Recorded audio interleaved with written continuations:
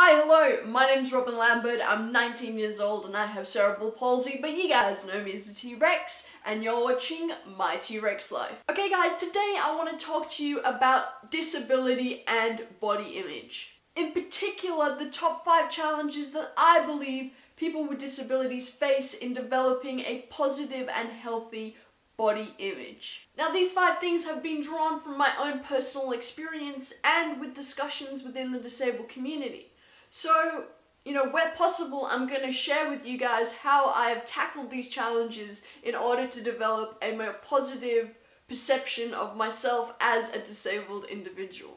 Now, the first and probably the biggest challenge that I think people with disabilities face in developing a positive body image is the lack of representation within mainstream media for disabled people and of disabled bodies. This lack of visibility for people with disabilities further perpetuates the idea that disabled bodies are non-normative. Now, if you've watched my previous videos, you will know that a huge 1 in 5 people will experience disability within their lifetime, and the disabled community is the largest minority in the world. So to me, that just doesn't add up to being non-normative. And I think one of the biggest ways that the community is now tackling that is by creating their own media and telling their own stories, and by demanding that companies better represent people with disabilities. And I think this is slowly improving, and I think it will only continue to improve. But I think that's something as a community that we've got to continue to strive for and continue to work towards. The second challenge that I think people with disabilities face in the area of body image kind of rolls on from that. And that is that we often don't experience the validation of having someone like us reflected back to us in the media. And to be frank, quite often young people and adolescents growing up with a disability, or often people who have acquired their disability, don't have much exposure to or contact with other people with disabilities outside of a medical environment. Now, a medical environment is all about change and all about improving to acquire a higher level of normalcy.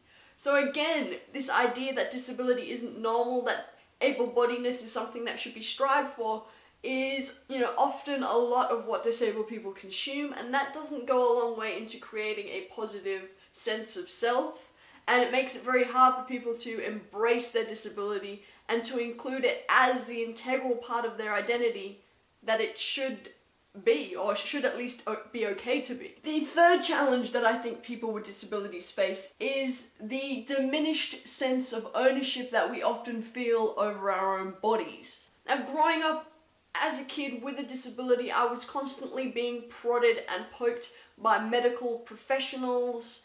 I was constantly in that environment where we were talking about change, where I was told what I needed to do to improve, where they were telling me what they were going to do to improve me. I was constantly being manhandled and, stretched and all of these other kind of things. So it almost felt like I belonged to a group of people, or that I belonged to a system. And not being able to feel the ownership over your own body means that you can't really embrace it as yours. You can't say that this is mine and I love it the way that it is. And how did I deal with that? Well, in my later years, I sort of came away from the medical environment. I immersed myself within the disability community. I learned about other people's experience with disability, how they had sort of come to embrace their disability and how they had found confidence in that. I experimented with style and with fashion so that, as something that I could control and something that I could use to mold people's perceptions of me. And that gave me a greater sense of, that this is mine, this is how it is, and this is how I want it. The fourth challenge that I think people with disabilities face in terms of body image, not only I think affects body image, but also gender and sexuality. And that is that often disabled bodies fall outside of some of society's constructs of masculinity and femininity, what it means to be a woman or what it means to be a man, if we're thinking in that binary. And also that, the fact that disability and sexuality is such a taboo subject that, you know, we're often seen as being asexual, as, you know, not being sexual beings, and therefore, you know, feeling like we don't attract that kind of attention. And you know, for me, I've always been a tomboy, I've always been comfortable with my masculinity, and I think that stems out of practicality. For me, it was easier to get around in shorts and jeans, and I didn't like tight-fitted clothing, like leggings and tights, because my limbs were hypersensitive and things like that.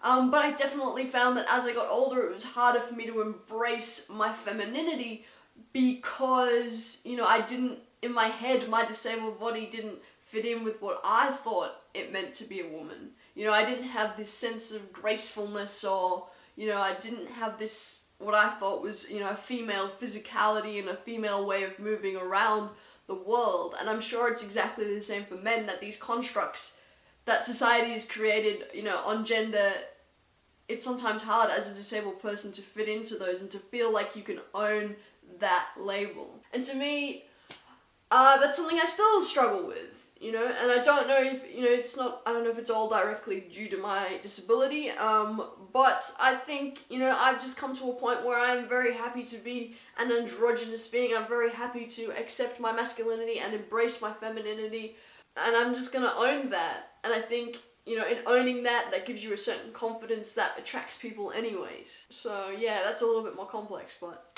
And the fifth thing is directly to do with other people's perceptions of us as disabled individuals. And that is that a large majority of the able-bodied population expects us to lack confidence or to not be content with our disabled bodies. I'm constantly told that by able-bodied people that they don't understand how I could be so positive. You know, I'm told that I'm inspiring for having such a positive outlook. I'm told that I am, you know, attractive for a disabled person, as if there is a different standard. And, you know, that has really made me question, should I be content with this body that I have? Should I be seeking a higher level of normalcy? Should I be striving for able-bodiedness? Should I be altering my body in order to, you know, fit in and to be seen as more? And again, how have I tackled this? Well, I have made it my mission to change perceptions through YouTube, through Instagram, through my style. I'm constantly trying to challenge what it means to be disabled in the eyes of the able-bodied population. I am owning my disability. I am, you know, rocking that cripple punk aesthetic. So again, I think that's why it's so important to share our story, to be visible, to be loud, to be proud. And that's why I want to hear from you guys. So don't forget, guys, to leave me your comments in the comments section down below. If you feel like you have something to add, please make a video response. But most importantly, guys, please remember to stay shiny, because I love you.